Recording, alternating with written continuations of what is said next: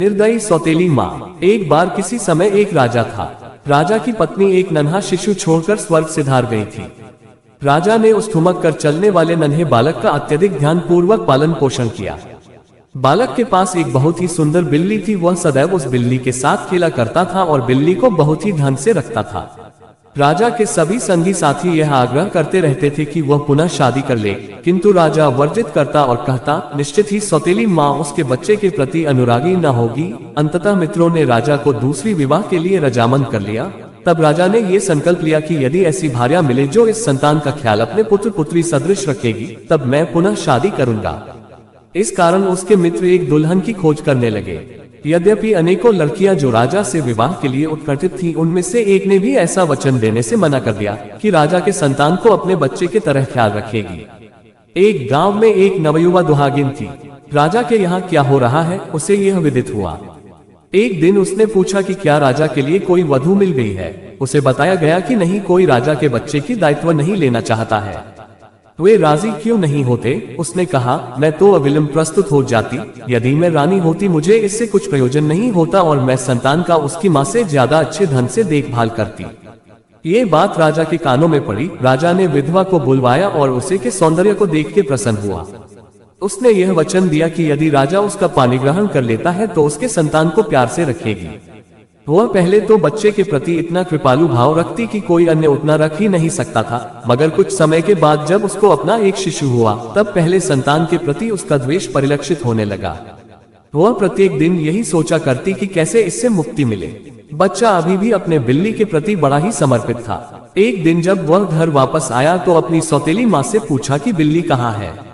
उसने क्रोध पूर्वक कहा, बिल्ली ने लड़के को सम्मोहित कर रखा है, दिन भर बिल्ली बिल्ली। इस पर बच्चा रोने लगा, इसलिए उसने बिल्ली को खोजकर उसकी तरफ फेंकते हुए बोली, यहाँ है तुम्हारी बिल्ली, तुम बिल्ली के लिए विक्षिप्त हो। लेकिन बच्चा बिल्ली को तो अपने गोद में ले लिया, परंतु अपनी सौतेली माँ के कठोर वचन के कारण रोता रहा। शांत न होने के कारण उसकी मतेई और भी क्रोधित हो गई। उसने बिल्ली को पकड़कर उसके पंजे से स्वयं ही अपने बाहों और पैरों को इतना नोचवा लिया कि छील जाने से वहां से रक्तस्राव होने लगा और उसके उपरांत वह रोने चिल्लाने और बच्चे को डांटने लगी। जब पड़ोसी ये देखने के लिए आए कि क्या घटना हुआ है, तब वह कहने लगी कि लड़के ने उसे अपनी बिल्ली से नोचवा दिया है। पड़ोसियों ने ये भी देखा कि जैसा कि उसने संकल्प किया था वह उस तरह से बच्चे को प्यार नहीं कर रही है। तब तक राजा वहां तत्काल आया और पूछा कि क्या घटना है। वह पीछे की ओर मुड़ी और गुस्से में कहने लगी कि तुमने खराब बिल्ली पाल पोस कर रखा है। अंततः बिल्ली ने मुझे नोच लिया। देखो बिल्ली ने कैसे मेरे चमड़े को उधेड़ दिया है। मैंने इस लड़के के लिए इतना कष्ट उठाया, उसका प्रतिफल यही मिला। मैं तुम्हारे साथ नहीं रहूंगी। अगर मैं रहूंगी तो ये लड़का दोबारा इसी तरह से मुझे आहत कर देगा।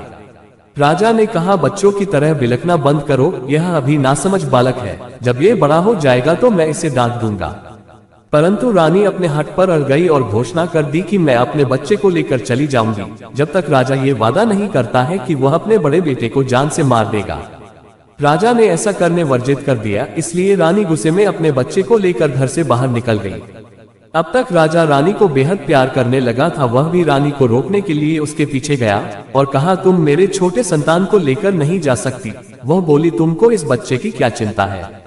यह मेरा है। मैंने तुम्हारे लड़के को तुम्हारे पास छोड़ दिया है। तुम उसको मार नहीं सकते और जब वह बड़ा होगा, यदि तुमसे मेरे बारे में कुछ असत्य कहेगा तो तुम मुझे पीटकर मार डालोगे। अंत में राजा ने कहा, ठीक है, वापस चलो। यदि लड़का ने तुम्हें कुछ हानि पहुंचाया तो मैं उसको जान से मार दूंगा। लेकिन रानी बोली, या तो पहले उसको मार दो या मुझे जाने दो। इस कारण अंततः राजा को वादा करना पड़ा और रानी को महल में वापस ले आया। बाद में राजा ने लड़के को बुलाया और उसे खाना खिलाया और बोला कि हम लोग उसके चाचा के घर घूमने चलेंगे। बालक बहुत ही प्रसन्न हुआ और जाकर अपना जूता और छाता ले आया और साथ चल दिया। एक कुत्ता भी उसके पीछे पीछे दौड़ते हुए आने लगा। जब वे जंगल में आए तो राजा ने अपने बेटे से कहा कि वह इस पेड़ के नीचे बैठकर उसका प्रतीक्षा करे, और राजा वहां से चला गया और जो कुक्कुर उसके पीछे पीछे आ रहा था, राजा ने उस श्वान को मार दिया और खून को टांगी में पोंछ दिया और अपने बच्चे को वहीं छोड़कर वापस अपने घर चला गया। जब बच्चे के पिता नहीं आए तो वह रोने लगा। एक ठाकुर रोने की आवाज सुनकर बच्चा को डराकर जंगल से भगा देने के लिए तेंदुआ के वेश में आया, लेकिन बच्चा जहां पर वह बैठ हुआ था वहां से नहीं उठा। ठाकुर अब भालू के वेश में आया, फिर सांप, हाथी और कई दूसरे वेश में आया, लेकिन बच्चा वहीं बैठा रहा। इस प्रकार अंत में ठाकुर उसको एक बुढ़िया के रूप में आकर अपने गोद में उठा लिया और सांत्वना देते हुए उसे जंगल के छोर पर के एक गांव के सिवान पर छोड़ दिया। सुबह में एक धनवान ब्राह्मण को बालक मिला और उसने बच्चे को अपने घर ले आया। किसी ने भी बच्चे पर स्वत्व नहीं जताया, इसलिए ब्राह्मण ने घर लाकर बालक को चरवाहा बना दिया और उसका नाम लेला रख दिया। ब्राह्मण के बेटे और बिटिया पाठशाला जाया करते थे और बकरी चराने जाने से पहले लेला उन लोगों का किताब पाठशाला में पहुंचाया करता था। इस प्रकार प्रत्येक दिन विद्यालय जाने से लेला 1 या 2 अक्षर जानने लगा और जब बकरी चराने जाता तो अपने स्मरण से उन अक्षरों को रेत पर उकेरा करता था। बाद में ये कहते हुए कि ये दूसरे बच्चों की तरह पढ़ना चाहता है, अन्य बच्चों ने उसे अपनी पुरानी किताबें दे दिए। इस प्रकार इन किताबों से वह स्वयं ही पढ़ना लिखना सीख लिया और जब वह बड़ा हुआ तब तक वह ज्ञानी हो चुका था। एक दिन उसे गांव के किसी लड़की का एक पत्र गिरा हुआ मिला। उसमें लिखा था कि एक लड़की ने उसी शाम को किसी नौजवान के साथ भाग जाने की योजना बनाई है। लेला पूर्वनिश्चित स्थान और निर्दिष्ट समय पर जाकर एक पेड़ के ओट में छुप गया। शीघ्र ही उसने देखा कि एक लड़की जो कि ब्राह्मण की बेटी है उस स्थान पर आई है, परंतु उसका पत्र उसके प्रेमी के पास पहुंच नहीं पाया था, इसलिए वह उपस्थित नहीं हो सका। लड़की प्रतीक्षा करते हुए थक गई और यह सोचा कि शायद वह कौतुकवश छुपा हुआ है, तो वह आवाज देकर उसे बुलाने लगी। लेला ने पेड़ पर से उत्तर दिया और लड़की ने सोचा कि वह उसका प्रेमी है और उसने कहा, नीचे आओ और चलो हम भाग चले। इस प्रकार लेला नीचे उतरा और दोनों एक साथ भागने लगे। जब पांव फटा और लड़की ने देखा कि यह जो उसके साथ है वह तो लेला था, तब वह नीचे बैठ गई और उसे धोखा देने के लिए डांटने फटकारने लगी। लेला बोला, उसका सामना तो संयोगवश हुआ है, उसने उसे बहला फुसला कर बाहर भागने के लिए नहीं बुलाया है, नहीं कोई उसको कोई नुकसान पहुंचाया है। यदि वह चाहे तो अपने घर जा सकती है या इच्छा हो तो उसके साथ चले। लड़की विचार करने लगी। उसने सोचा अगर वह घर जाती है तो उसे कलंकित किया जाएगा और उसके परिवार को जाति से निष्कासित कर दिया जाएगा, इसलिए अंततः वह लेला के साथ भागने के लिए रजामंद हो गई।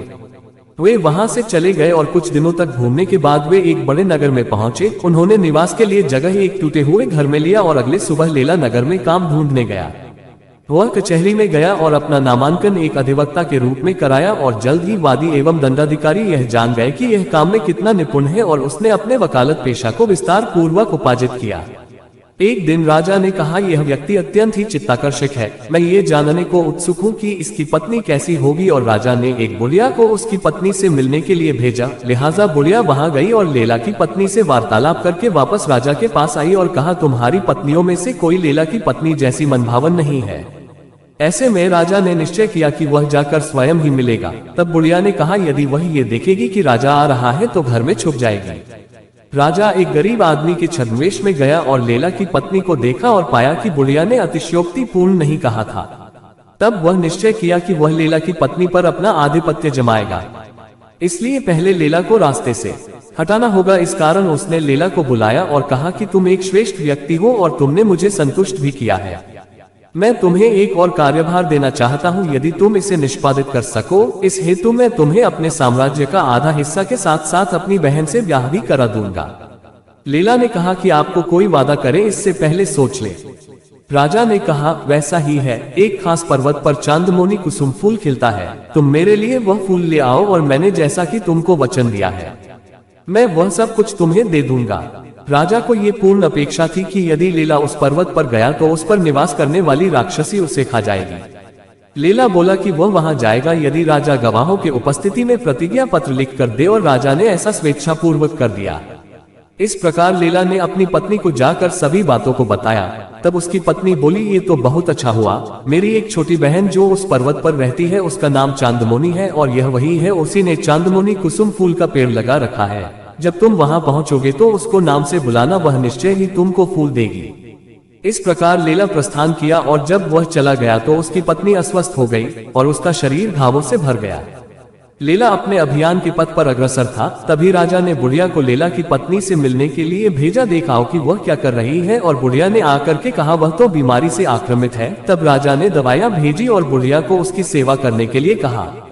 इधर लेला पहाड़ पर के एक खोह के पास चला गया जहां चांदमोनी एक राक्षसी के साथ रहती थी और राक्षसी मानव आखेट हेतु बाहर गई हुई थी। तब लेला ने आवाज दी, चांदमोनी, और चांदमोनी ने कहा, ये कौन है। लेला उससे याचना पूर्वक कहा कि उसे कहीं छुपा दिया जाए और तब उन्होंने एक योजना बनाई कि कैसे राक्षसी को मारा जाना चाहिए और चांदमोनी ने लेला को गुफा में छुपा दिया। तत्काल राक्षसी वापस आ गई और बोली, चांदमुनि मुझे एक मनुज गंध आ रही है, वह कहाँ है? लेकिन चांदमुनि बोली कि यहाँ उसके अतिरिक्त और कोई दूसरा नहीं है। संभवतः मानव मांस भक्षण करते रहने के कारण ये गंध तुम्हारे अपने ही देह से आ रही हो। और उसने राक्षसी को ये सलाह दिया कि तुम अपने शरीर को गर्म घी से लेप लो तो ऐसा नहीं होगा। राक्षसी इस सलाह से सहमत हो गई, इसलिए चांदमुनि लोहे के एक बड़े कड़ाह में घी को उबलने के लिए आग पर रख दिया। जब घी उबलने लगा तब उसने राक्षसी को बुलाया। राक्षसी कड़ाह के ऊपर झुकी हुई थी। तब लेला दौड़ता हुआ बाहर आया और राक्षसी को धक्का देकर खौलते हुए घी के कड़ाह में गिरा दिया और राक्षसी मर गई। तब चांदमुनि ने लेला से पूछा कि वह यहाँ क्यों आया है। लेला ने उसको बताया कि वह कुसुम फूल लेने आया है। चांदमुनि ने उससे वादा किया कि वह उसको कुसुम फूल देगी, परंतु अब उसका क्या होगा? वह जिस राक्षसी के साथ रहती थी वह तो अब मर गई है। लेला ने वादा किया कि वह उसको अपने साथ लेते जाएगा, इसलिए उन्होंने राक्षसी के जीभ, कान और पंजे काट कर रखा लिए और नगर में वापस आ गए। लेला सीधे अपनी पहली पत्नी के पास गया जो कि अब अपनी व्याधि से मुक्त हो चुकी थी। तब राजा ने देखा कि लेला से प्रतिस्पर्धा करना व्यर्थ है और उसने अपना आधा राज्य लेला को दे दिया और प्रतिज्ञा के अनुसार उसने अपनी बहन से लेला की शादी भी कर दिया। इस प्रकार लेला अपनी 3 रानियों और संतानों के साथ के रहते रहते हुए उगता गया था। कुछ वर्षों के बाद लेला ने उनको बताया कि वह एक राजपुत्र है और अब उसकी इच्छा है कि वह अपने देश की यात्रा करे और ये देखे कि उसके पिता जीवित है या नहीं। इसलिए वे सभी बड़े ही भव्य ढंग से घोड़ा और हाथियों पर बैठ के उस नगर में आए जहां लेला के पिताजी रहा करते थे। लेला के परित्याग के 5 या 6 दिन के बाद ही उसके पिता की आंख की रोशनी खत्म हो गई थी और राज्य का प्रबंध प्रधानमंत्री के हाथों सौंप दिया था। प्रधानमंत्री और रानी ही अब सब व्यवस्था कर रहे थे। जब प्रधानमंत्री ने सुना कि लेला बड़ी सेना लेकर आया है तब उसने सोचा कि लेला देश को लूट लेगा और इस डर से प्रधानमंत्री देश छोड़कर भाग गया। तब लेला ने अपने पिता को संदेश भेजा कि वह उनका पुत्र आया है जिसका जंगल में परित्याग कर दिया गया था। ये सुन के राजा खुशी से झूम उठा और उसने सभी को ये बात बताई। अब उसको कुछ धुंधला दिखाई पड़ने लगा था और कुछ समय बाद जब वह लेला के शिविर में आया तब तक उसके आंख की रोशनी भी पुनर्तः लौट गई थी। जब पिता और पुत्र मिले दोनों एक दूसरे के गले लग के खूब रोए। इस अवसर पर लेला ने एक भोज के आयोजन का आदेश दिया और जब तक ये सब तैयारी चल ही रही थी कि एक परिचारिका दौड़ते हुए आई और कहा कि दुष्ट रानी ने फांसी लगाकर आत्महत्या कर लिया है। इसलिए वे उसके शव का अग्नि संस्कार क्रिया करने चले गए और वहां से लौटकर उन्होंने भोज का आनंद उठाया। राजा ने अपने पद को त्याग दिया और राज्य को लेला को हाथ सौंप दिया और प्रजा ने भी लेला से निवेदन किया कि वह यहीं रहे और राजा बनकर उन पर शासन करे। इस प्रकार लेला प्रसन्नता पूर्वक सपरिवार सदैव के लिए वहां रहने लगा। कहानी का अभिप्राय: जीवन में आने वाले क्षणिक क्लेश से घबराए बिना साहस, धैर्य और संयम के साथ बुद्धिमानी पूर्वक आगे बढ़ते रहना चाहिए।